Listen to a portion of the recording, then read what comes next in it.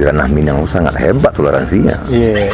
Tidak ada satupun tempat ibadah yang diganggu ataupun dirusak di ranah Minang. Sempat ada sedikit semacam ketegangan di dalam sana, itu biasalah. Karena bagaimanapun semua orang bertanya seperti apa klarifikasi itu. Akhirnya marah-marah terjadi. Ya, saya selaku pelaku seni yang selalu menjaga marwah budaya Minangkabau itu di perantauan. Iya, merasa perlu saya pertanyakan kepada pimpinan anjungan Sumatera Barat di Taman Mini.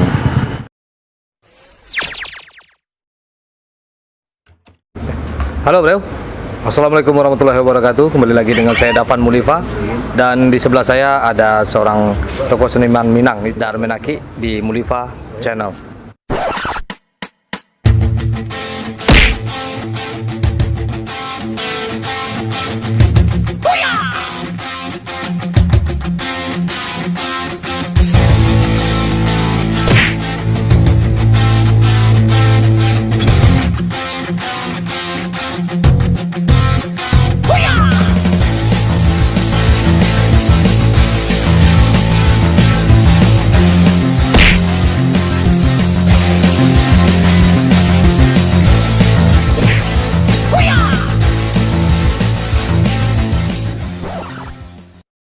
Oke, kali ini saya akan cerita lagi tentang anjungan Minangkabau yang dijadikan acara kebaktian bagi agama lain.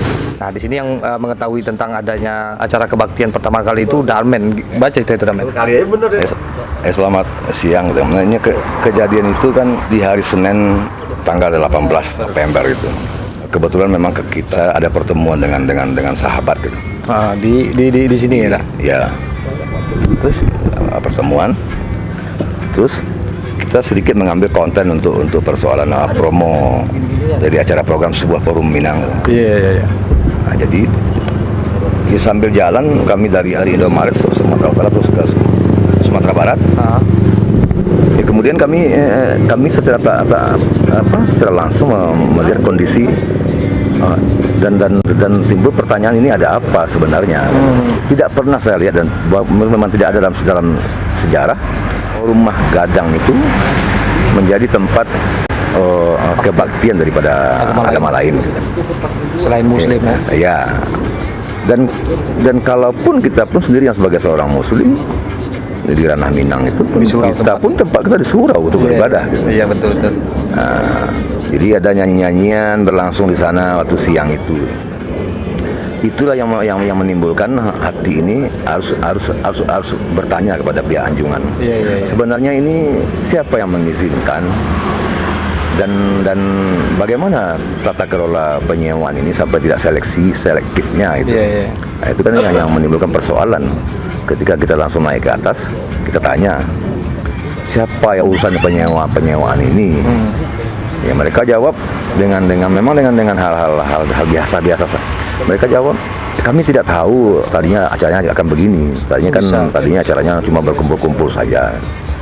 Nah, saya bilang, lah, kan kalian yang menjalani seperti yang ada di dalam rekam video itu ya. Video itu sewa menyewa itu. Mestinya kan kalian bertanya dulu untuk apa kegunaan itu disewa ini, untuk apa? Apakah itu pesta kepala adat? anjungan nggak tahu. Saat itu saya tidak lihat kepala anjungan ataupun kepala kantor penghubung. Saya dengar cerita itu. Saya dengar mereka beliau itu ada di Medan, ada Sumber Expo kalau nggak salah. Tetapi para staf-staf itu kan ada ramai, bukan sendiri staf itu. Kalau nggak tahu kenapa harus ada spanduk? Ada spanduk. Kemudian timbul lagi pertanyaan, staf-staf ini tidak mungkin juga yang tidak tahu secara keseluruhannya. Karena aturan dan tata kelola anjungan itu kan sudah jelas itu. Dan makanya timbul pertanyaan itu, apakah pimpinan tahu atau tidak? Kalau dikatakan tidak, itu berbahaya juga. Semua kan tata kelola itu pimpinan pasti tahu gitu. Tapi saya tidak juga membahas ke arah sana. Cuma saya minta kepada petugas, cukuplah agar selesai saja acara itu. Karena ini sangat mengganggu juga. Bagaimanapun orang Minang itu sangat sensitif dalam persoalan konteks ke arah sana. Nah, kalau toleransi beragama di ranah Minang sangat hebat toleransinya. tidak ada satupun tempat ibadah yang diganggu ataupun dirusak di Ranah Minang. Begitunya hebatnya menjaga toleransi antar demo-demo pun jarang. Tidak ada. Ya, saya selaku pelaku seni yang selalu menjaga marwah budaya Minangkabau itu di perantauan. Iya, merasa perlu saya pertanyakan kepada pimpinan Anjungan Sumatera Barat di Taman Mini seperti apa dan klarifikasi bagaimana. Nah, itu yang saya pertanyakan. Lalu klarifikasi dari orang tersebut gimana? Dia mengaku dan dia mengatakan bahwasanya dia sudah klarifikasi kepada misalkan ke mana gitu. Dan saya rasa itu tidak menyeluruh klarifikasinya karena tidak live, hanya menulis saja. Klarifikasi itu disampaikan kepada mungkin sebagian kecil orang-orang Minang atau mungkin semacam paguyuban atau di Jakarta. Tidak secara terbuka. Tidak. Jadi dianggap itu sudah selesai. Padahal itu banyak rentetan sampai ke Sumatera Barat sana, sampai ke Ranah Minang, sampai kepada orang-orang Minang yang ada di seluruh pelosok negeri. Nah, itu penting dikajinya. Itu di hari pertama kita pertanyakan itu. Tanggal 22. Ya, tanggal ya kalau nggak salah. Lupa saya tanggalnya. Iya, 22 November. Saya tanya, itu cuma semacam itu jawabannya. Dia tidak berani mengambil sebuah macam tindakan minta maaf atau apa bentuknya. Itu Damen langsung yang berbicara dengan pihak Anjungan ya? Pimpinan kepala badannya, penghubung dan kepala seksi yang pelaksana lah tugas di Anjungan Sumatera Barat. Kemudian ialah sempat ada sedikit semacam ketegangan di dalam sana, itu biasalah. Karena bagaimanapun semua orang bertanya seperti apa klarifikasi itu. Harus dijelaskan kepada masyarakat Minangkabau yang ada di seluruh. Jadi sempat kemarin tuh beberapa organisasi Minang, organisasi apa? LSM Minang ya? Berkumpul di Anjungan. Besoknya lintas organisasi. Ya. Ada forum-forum Minang yang banyak di perantauan kembali mempertanyakan itu, bertanya lagi tentang persoalan itu juga, yang meminta ketegasan dan seperti apa hendaknya sikap yang dilakukan oleh kepala badan gitu, penghubung. Tapi tetap sama jawabannya itu. Alasannya mereka nanti dulu dia akan menunggu informasi dari Pak Gubernur. Iya, dari Pak Gubernur ya. Itu yang saya sesalkan juga. Jadi apa hubungannya dengan Pak Gubernur, Pak? Sebenarnya iya memang dia bawaan dari Gubernur. Tetapi kejadiannya kan di sini. Iya. Di Jakarta. Kan alangkah baiknya kepala badan bertanggung jawab terhadap Anjungan itu juga udah langsung saja minta maaf. Umumkan secara live di media. Nanti kehadiran kami pun saat itu di lintas organisasi itu juga untuk membantu menyelesaikan, kembali kita jaga marwah budaya untuk melindungi malah supaya jangan ada terjadi gesek-gesekan dari luar kan. Kita menginginkan itu karena sekarang perang di media sosial antara pro dan kontra terjadi kan. Tapi mungkin saya rasa mungkin ketidakpekaan juga dari kepala penghubung. Jadi kembali dia melontarkan itu dengan menunggu dari gubernur juga. Kan nggak mungkin kejadian di Jakarta terus minta maaf di Sumatera Barat. Jadi itu tidak ada tindakan penyelesaian.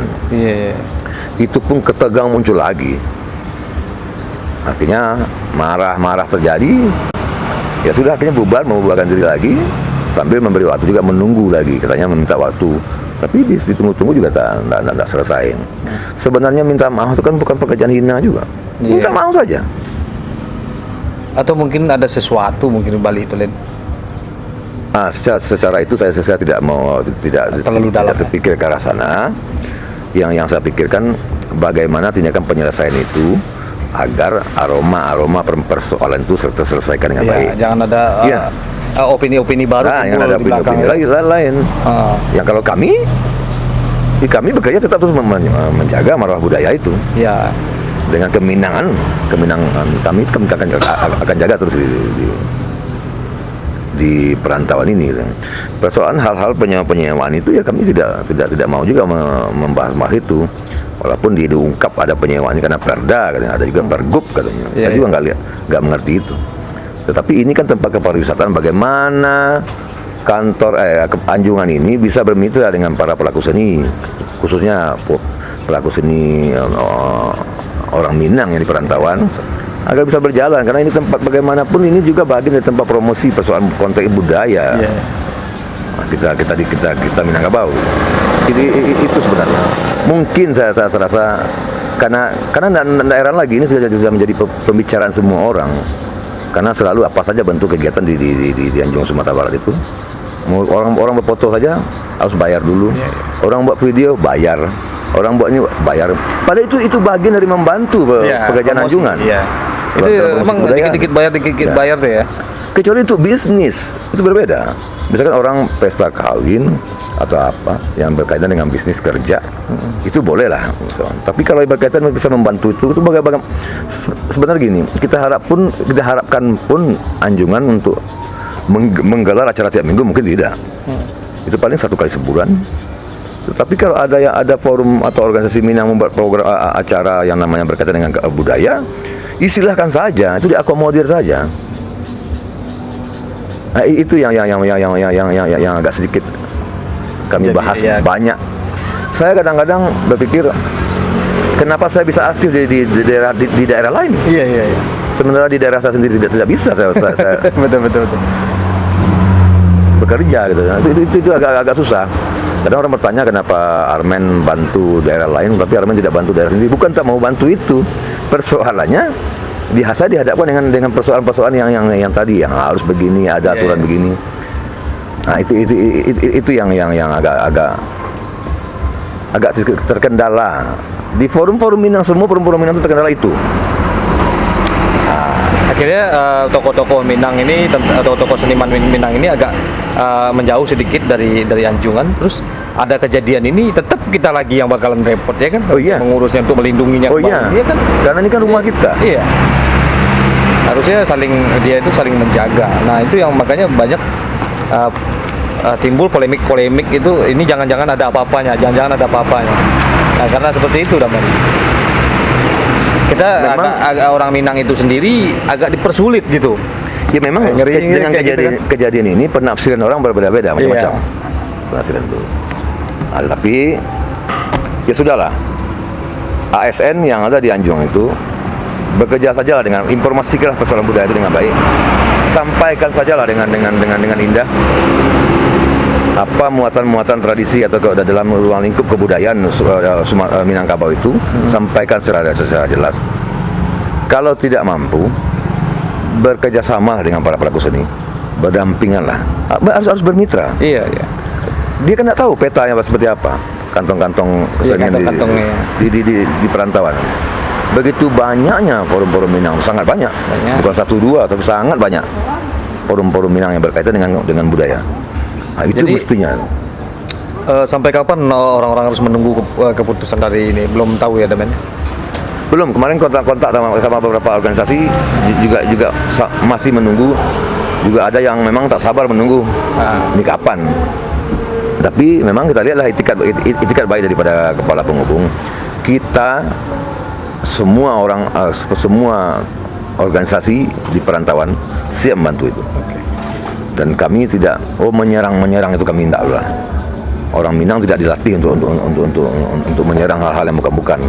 Kita dilatih hidup dengan berbudaya, ada istilah yang kuat dengan adab yang hebat. Oke.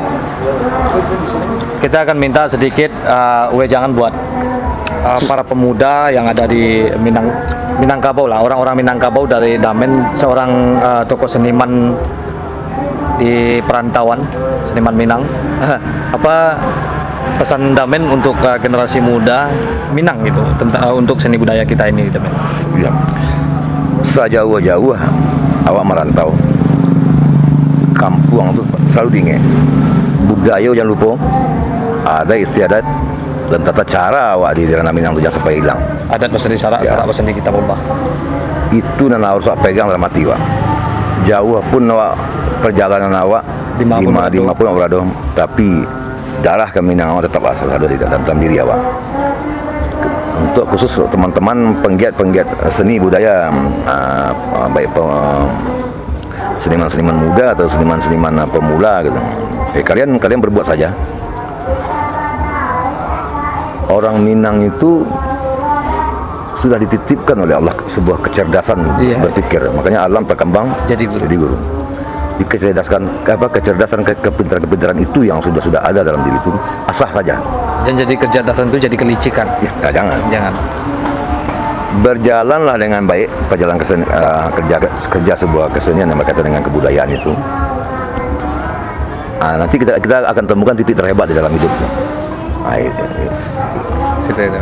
Oke, terima kasih. Itu kita sangat terhormat sekali karena bisa wawancara di sini dengan Darmen Aki. Semoga apa yang disampaikan oleh Darmen ini menjadi sebuah ilmu yang bermanfaat buat kita semua. Jangan lupa di-share, di-like, di-subscribe.